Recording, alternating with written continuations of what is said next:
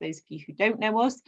We cover all 10 local authorities in Greater Manchester, and along with our business support, we offer a wide range of international trade support for importers and exporters.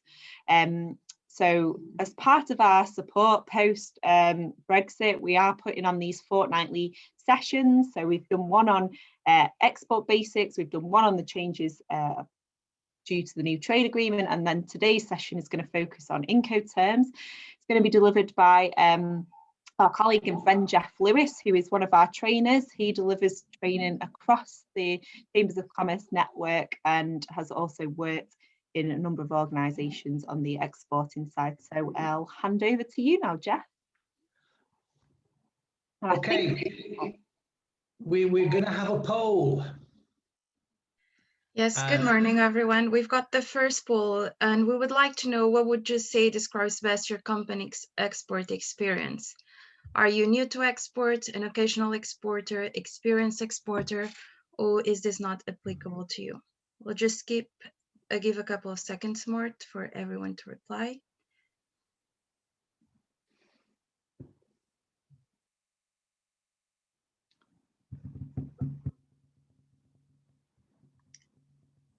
And there we go, 65% are experienced exporters. We have a couple of occasional exporters and also companies that do not export. There we go, okay. Jeff, over to you. Right, over to me. So we've got experienced exporters on here, but have me game face on then and try and get this all right. Right, okay. Amy's given you an introduction about me, so let's go straight into this. We've got 30 minutes just to run through the basics of Incoterms. And what I'm just going to do is I'm just going to focus on some of the key elements from an application point of view. So hopefully it makes sense. Now, the first thing about Incoterms, international commercial terms, is what they do. And what they do is they will look at the risk for a shipment, and they will define the risk between the buyer and the seller. They will also define the costs between the buyer and the seller. But the most important thing to bear in mind in terms of there's a chap, chat couple. But the main thing to bear in mind are the obligations. So whatever Incoterm you're using, there will be 10 obligations for the seller, 10 obligations for the buyer. And those obligations will cover things like packing, labelling, the allocation of costs, the import-export clearance formalities, the transfer of risk, the delivery, the carriage, general notifications, all those sort of things. And why you need to be aware of that is because when you use an Incoterm and you agree an Incoterm with your customer, you are agreeing to those obligations as part of the shipment. So you may be agreeing to cover the export clearance formalities or the import clearance formalities, which comes with obviously quite a bit of responsibility. And the other thing as well that is very, very important in terms of Incoterms is, have you got one of those charts on your wall with the little arrows that say it goes this far, and you've got a little van on it, or a little truck, and then a ship and a crane and all this sort of thing? They're great, they're super. But you do need to understand the obligations, because sometimes just referring to those charts will not fully highlight things like your cost obligation or risk obligation, okay? And I'm going to give you an example of that. So the one thing that is worthwhile, if you are wanting to keep up with Incoterms, is get the book, the Incoterms book from the International Chamber of Commerce. You can get it direct from the International Chamber of Commerce website. You can get it from Amazon. It is quite expensive. By the way, I don't get any commission for this bit. I'm just telling you it's good for you. All right, so that's what we need to focus on. So that's what we're agreeing on with Incoterms. International commercial terms define the risk and cost and the obligations between the buyer and the seller for a shipment of products. They're recognized globally, so you know there are only a few areas where you do need to pay certain attention. That is the current 2020 Incoterms, okay? And we have two groups of Incoterms now in the 2020 version. That's how they've classified them. They classify them as any mode of transport. So for the top 7 Incoterms on there, you can use those for sea freight as well, all right, or multimodal types of transport. The bottom 4 are specifically designed for sea and inland waterway shipments. Okay, now one of the most misused terms in the whole list there is FOB, free on board. It's sometimes used when shipments are coming out of the Far East for air freight shipments. Now, you may say, or this may have happened to you, and you may say, well, we've used this before for air freight and nothing went wrong. Well, it may not. You may have been using it for years. A lot of you may have used Incoterms incorrectly for years, or your customers have, but nothing's ever gone wrong, so it's never been an issue. The thing is, however, you've always got to think, well, we need to use the Incoterms correctly, just in case something does go wrong, because if something went wrong and you were using the incorrect mode of transport, then trying to resolve an issue where Incoterms are used to try and sort out who's responsible for the goods and the costs, etc., that could be difficult due to the fact the incorrect Incoterm has been used for the incorrect mode of transport. Okay, so, and the other thing is the obligations in certain instances wouldn't line up, so it would it wouldn't be an easy way to resolve.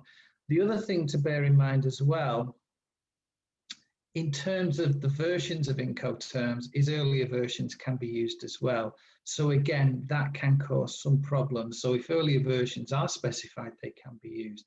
So simple fact, if you're going to use Incoterms, just use the Incoterm for the correct mode of transport, okay? That way, at least that element is not going to cause any issues when you're trying to resolve anything between the buyer and the seller, okay? The new term was DPU, which replaced DAT. So delivered at terminals gone and delivered DPU has now been introduced. Now, the other thing about Incoterms, and this is hugely important, okay? When you are communicating with your customer, whether you're an importer or an exporter, it's very important that you write your Incoterms in any communication in a certain way, because that is going to help you and your customer understand, you know, the liabilities for the shipment, and understand where the risk and cost transfers, okay? So that's really, really important. The other thing to bear in mind, and I haven't written this on here, I just want to try and I'll just say it so that you'll hopefully bear this in mind. A lot of people will say, when I show you this, they'll say our system will not allow us that amount of characters, okay?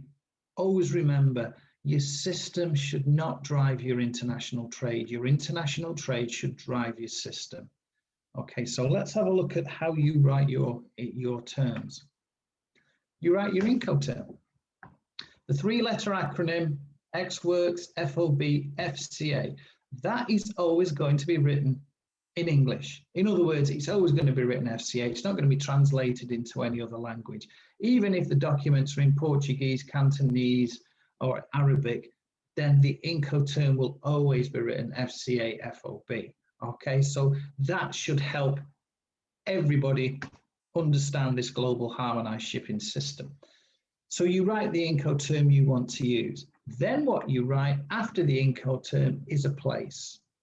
Why do you need to write a place? Because the place will dictate where the risk transfers, the cost transfers, the risk and cost transfers, or the risk or cost transfers. So it's going to have an impact, okay, on 2 of the key elements of Incoterms. So you need to write your place, and then you should write the version you're using, and always refer to the latest version.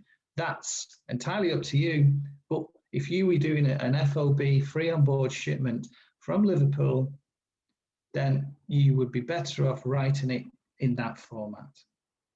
Okay, it's very, very important that that's done, because older versions can be used. So if you don't write that, then there is an element where sellers or buyers can actually manipulate the versions and use other versions. So always write your Incoterms that way, because maybe you get orders like this, okay? So if I got an order, and on that order it said free carrier, FCA, and it just had UK in it, then that is saying, if I accept that, I'm saying I will ship it anywhere in the UK. And that might be, you know, if I'm taking it to the airport, I'll take the responsibility to the airport, I'll take the responsibility to the port. And if I'm assuming it's my premises, then obviously there's a potential for additional costs there, which I haven't foreseen within this contract of sale. So I need to be more specific. What if you spend a lot of time trying to develop a market such as the USA, and eventually from a commercial viewpoint, you win the business, and when the order comes in, it's DAP the USA. What does that actually mean? Okay, your geographical place is too wide. So again, there could be issues there.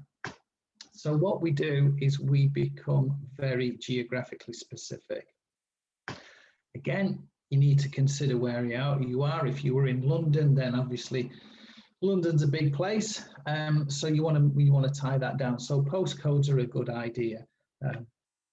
The other thing as well, DAP, if your customer came back with DAP New York, then is that New York State? Okay, so again, postcodes are a good idea to tie down a geographical place. And this comes back to the system. People say our system does not have that character length to allow us to input that. Is the system going to turn up and try and resolve an issue when the goods are stuck in customs? I don't think so. So if you can't get the amount of information on there, then your systems need to be adapted to be able to provide this information, because this is what is going to be communicated between yourself and your customer, so everybody is clear. And finally, just on this point, always make sure that you communicate this prior to shipment. Make sure everybody understands it, because it is a key element. Okay, it's a key element of the shipment process. So we've got another poll.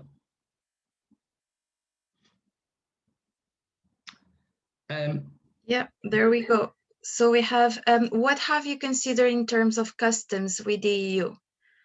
Are you doing it yourselves? Are you using an existing customs agent? Are you looking to appoint a new customs agent? Are you still undecided, or is that not applicable to you? Just a couple of seconds more, and we will see the results.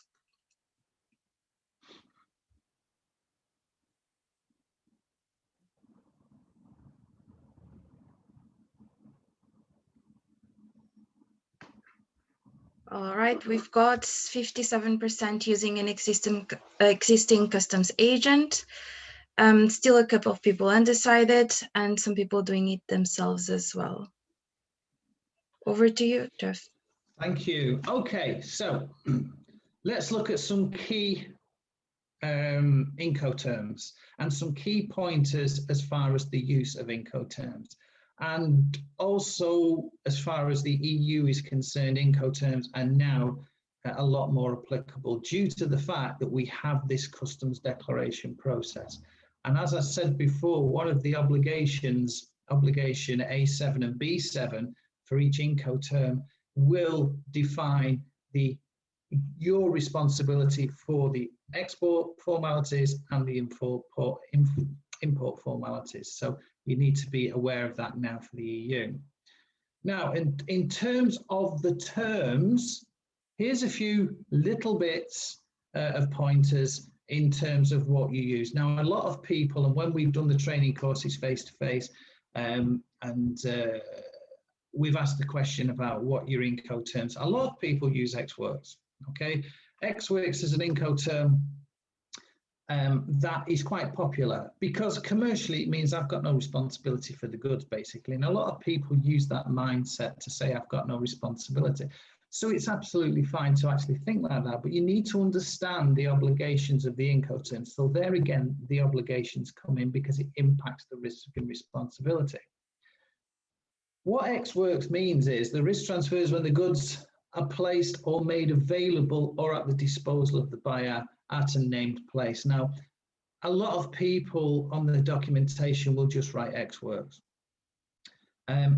The one thing that is stated within the Incoterms itself, within the rules of Incoterms, is it cannot always be assumed that it is going to be your premises. So again, it's a good idea to put your premises and postcode in there if it is your premises, and the version as well. And the reason why you need to put the version is the obligations change from, you know, if you just consider the last version, the 2010 version, the obligations have changed from that to what they are now, and they're all in a different order. So again, there could be leeway for, if you have any litigation, there could be leeway for issues when you're trying to resolve a problem. So again, Ex Works is needs the geographical location because it could be a warehouse, it could be a distribution center away from your products if you're a trader of goods and you don't actually see the goods. So you need to consider that. But what you need to consider is this: the seller is not responsible for loading those products, all right, with Ex Works. Now, I know a lot of you will be thinking, well, we're not going to let, you know, somebody come into our premises and load the products and drive our forklift truck. So what Incoterms offers in this new version is the ability to use variants within the Incoterms itself. Now, variants are varying the obligations. So you're varying the obligation. The obligation for loading in the case of Ex Works is the buyer. Therefore, if you're not going to let somebody come in, you're going to say, we will load the products, therefore we're taking on that obligation. Now, what you can do is you can communicate that back to the buyer, because you may want to take the responsibility, or you may want to keep the responsibility with the buyer. If you want to do the latter, what you need to do is add a variant, okay? And a variant is quite simple. What you would do is you would say, right, that's my Incoterm, so it's Ex Works. You don't need to put the company name in. I've just done that just to show you whether you wanted to do that. You could put the location in there again, and you put the version in. So you're right, your Incoterm, your geographical place, the postcode, and the version. But now what you do is you add the variant, and the variant is JBL engineers will load the goods on behalf of the buyer at the buyer's risk. It's always advisable to do or to communicate the variant prior to shipment. All right, it's because you need to get the agreement of the buyer, obviously, and just actually doing that when you ship the products. Okay, it might not cause any issues, but it could cause issues. So it's important for that to be communicated, but that's basically what a variant is, all right?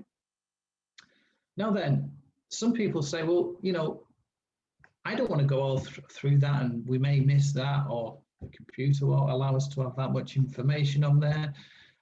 Then what's the closest we can move on to with Ex Works? And the closest really is free carrier.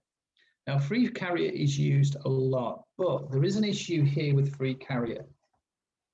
Okay, free carrier means in terms of when you use your own premises. So you're using the same premises, FCA, Berry, BL95BT, Incoterms 2020. So it's the same place, but the risk and cost transfer when the goods are loaded onto the vehicle. So you're taking on the loading aspect of the whole process. That way you don't have to use a variant. However, this is where your chart can sometimes be a little bit misleading. Now, I said the risk and cost transfer when you load it. Now, a lot of people will say that and you'll read that, but when you look at the obligations of the seller under free carrier, the obligation for the export formalities and clearing the goods for export are the sellers.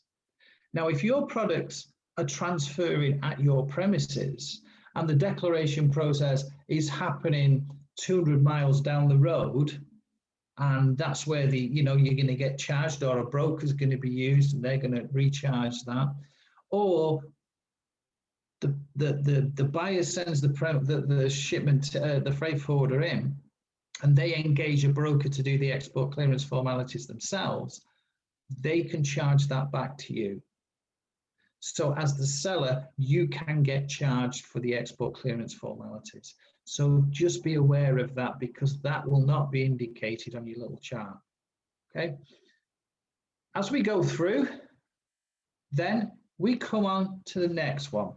The next one where you need to be aware, free on board. Okay. The risk transfers when the goods are loaded on board the vessel. Why do we need to be aware of this? Because this applies to free on board, cost and freight, cost, insurance and freight. And quite simply, if you had an issue like this and the goods, you've agreed the Incoterm FOB hull port, the goods are getting loaded on in a container and they drop onto the ship.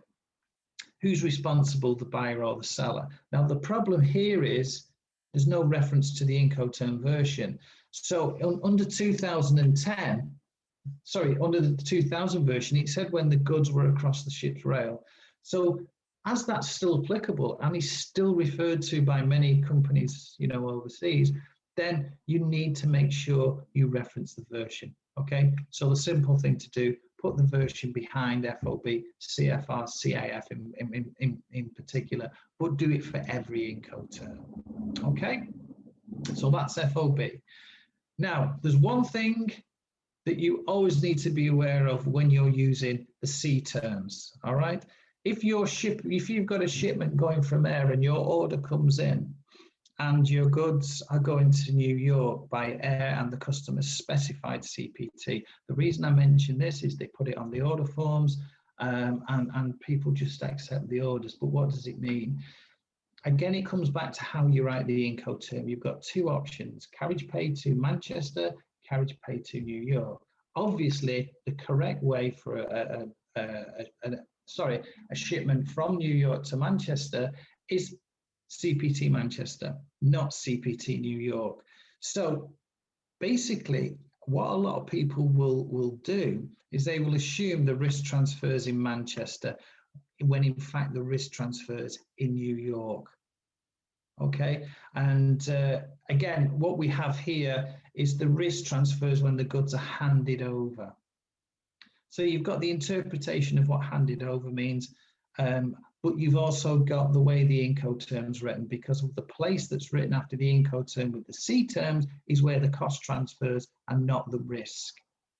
Okay, so you need to be aware of that.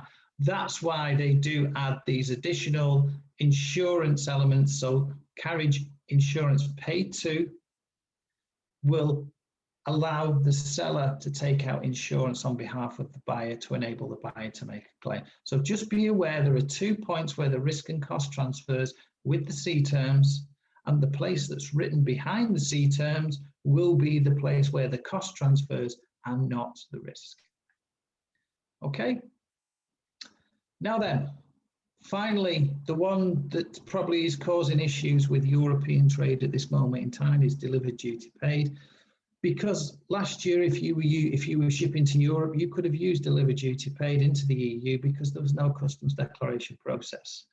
Now there's a customs declaration process. Delivered duty paid has a whole new element to it, which is that if you use delivered duty paid for shipments outside the UK into the EU or anywhere in the world, the risk and the responsibility for the import duties and clearance formalities is the responsibility of the seller.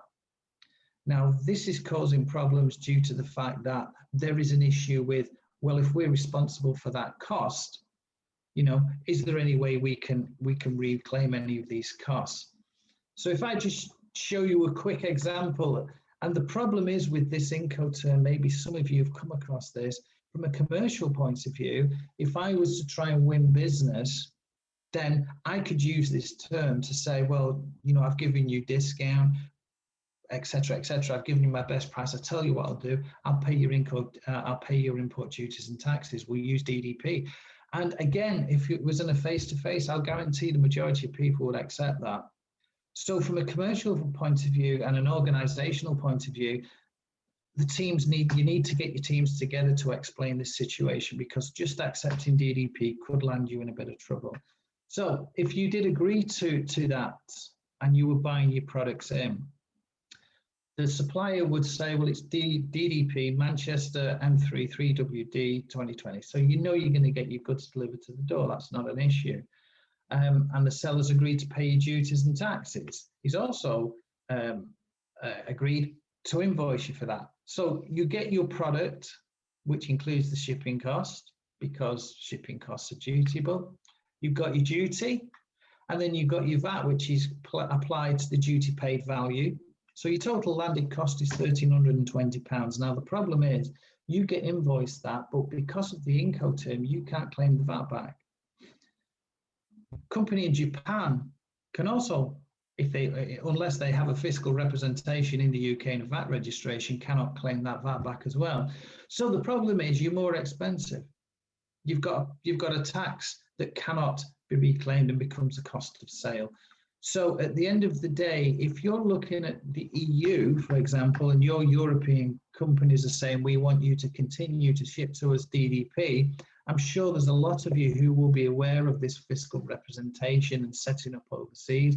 Just bear in mind that that does carry with it some issues of administration. You can get companies to do this for you, but just bear in mind they will charge you for the use of their deferment accounts for the VAT. And also a lot of them will also recharge you back any duty from the EU as well if you are using a third party. So there are some good schemes out there, but at the end of the day, what is the best option? The best option is to communicate with your customer and use DAP, all right? DAP to the same place. That way the customer is the importer.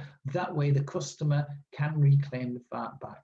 If you were shipping to them last year, then you would have shipped to them, got their VAT registration number. They would have still had to process that VAT through their own EC sales list and potentially interest that. So they still had administration to do, whereas doing it DAP direct, then at least you can convince them, look, you're doing no more, you're just putting it through your VAT return, and it makes it so much easier for everybody else without all this fiscal representation. But DDP outside of the EU, it's not really a term you should be using commercially, due to the fact that we have import duties and taxes. Okay, we have import duty and VAT. We do have excise duty, okay, depending on the product. A lot of countries have 2, 3, 4, or 5 taxes. So if you're trading with Brazil, Pakistan, Peru, people or places like that, they won't always have a sales tax. They'll have additional taxes, additional countervailing taxes, advanced withholding taxes, value additional taxes. So just bear that in mind, and if you're liable for those, you could completely wipe out any profit that you've made. So over to the last poll, I believe, from Juliavis. Yes, there we go. We would like to know, how have you found the movement of goods since the 1st January 2021? Has it been very easy, moderately easy, difficult, or very difficult? We'll give a couple of seconds more.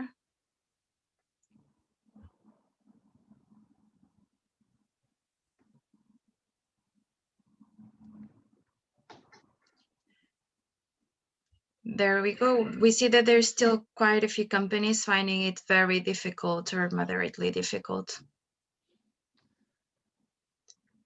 Okay, ladies and gentlemen,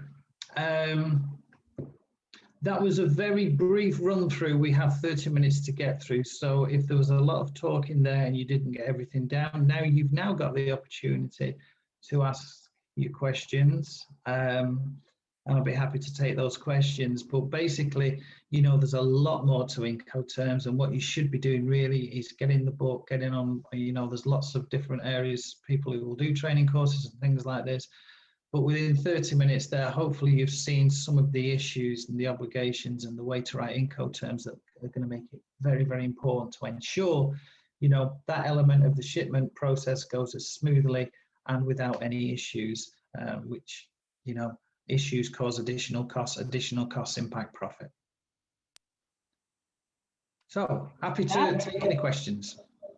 Thanks, Jeff. I think there's one in the Q&A. If we give people a couple of minutes, if you type your questions in the Q&A, and I think we're just going to launch a bit of a feedback poll. So whilst people are typing the questions, if we can ask the rest of you to fill out our short poll, the last one of the day. Thank you very much. And while people are doing that, Jeff, I think we've got a couple of questions. Somebody's asking, if they're sending goods to the EU using DAP, where should the named place be in the Incoterm? We want the goods to go as far as customs in the customer's country, and then the customer's responsibility to pay VAT, etc. Okay. With DAP, you can use any location you like in the destination country. So if you wanted for the responsibility to end at the customs in, let's say, for example, if they were going into Frankfurt, then you would use DAP Frankfurt. You could use the postcode Incoterms 2020. That used to be what was known as DAP arrival point. Or if you wanted to do a door-to-door with DAP, you could use DAP, and then you could put the customer's premises and 2020 again. So it's completely variable on what you want to take the risk for, irrespective of, you know, the import clearance formalities. That is always going to be the responsibility of the buyer anyway. So always bear this in mind. If you do a door-to-door shipment with DAP and the buyer hasn't done the clearance formalities and the goods get stuck in customs, then you can pass the risk over to the buyer because they haven't completed a formality under the Incoterms. So the place can be anywhere you want it to be. Perfect, thank you. Thanks, Linda, for your question. And we got a question from Martin regarding FCA. Did I correctly note that the seller clears the goods for export and pays any brokerage fees with FCA? The question. Yeah, with free carrier, the obligation for the export clearance formalities, which includes the cost of the export clearance formalities, is the responsibility of the seller. Perfect, thank you. And I think we're seeing quite a few of our members and customers at the minute switching from ex-works to FCA, so they are responsible for that export paperwork, and that fits with what their customer is looking for in the EU as well. Any more questions before we close today's session? Okay, I do believe that Jeff is running a course for us next week on Incoterms, so if you're looking for something more in depth, don't forget there is the SME Brexit Fund available at the minute. So currently most of our courses are eligible for the grant. I'm sure we will include some further information in the follow-up email so you can have a look at courses that are included, what you can apply for, costs, etc. And I'll just check the chat. Oh, got a question from Larissa. If we could just answer quickly. Can local customs / consignees demand the format of Incoterms we use, e.g. to specify the exact place of delivery? Well, you can, you negotiate that with your customers. So if they demanded and said, look, we want this place, it's up to you to agree that. You've got to remember that whatever you agree, you're responsible to that point. So I think one of the things that people need to be aware is if you take the responsibility, say, to a geographical location that's quite inland, then you've got the inland transport costs to cover as well. So, and the responsibility of that, even though you might have, you know, the goods might have gone through the customs process, that can prove to be expensive. So if you are going to do that and they do specify a point, make sure that you get a clear indication of the full costs of getting the goods to that point. The other thing as well, the liabilities, sometimes liabilities overseas can be more expensive. So if you are going to get cover, just make sure that you do have that cover in place to cover the inland transport costs and responsibilities and risk for the shipment to the place. But again, it's up to you to negotiate and agree a physical location where you're going to ship the goods to. Perfect. Thank you, Jeff. think we've answered most of the questions live now. Thanks, Larissa. Okay, so thanks everyone for joining us today. Our next Bitesize session will take place on the 20th of May, and it will be on importing and import basics, what you need to know. And we'll send full details in the follow-up of the Incoterms course that we're running. But thanks very much, Jeff, for your time today, and thank you to everyone for joining us. Cheerio.